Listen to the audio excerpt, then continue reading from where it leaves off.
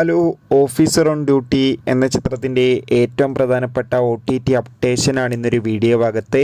വീഡിയോയിലേക്ക് മുൻപ് video like ചെയ്യുക, ചാനൽ സബ്സ്ക്രൈബ് ചെയ്യുക. ഈ വരുന്ന ഫെബ്രുവരി മാസം, മാർച്ച് മാസം ഇനി അങ്ങോട്ട് ധാരാളം ചിത്രങ്ങൾ OTT റിലീസ് ചെയ്യും. നമ്മുടെ ചാനൽ ഭാഗം പരിശോധിച്ചാൽ നിങ്ങൾക്ക് ആ വീഡിയോയ്ക്ക് കാണാൻ വേണ്ടി സാധിക്കുന്നതായിരിക്കും.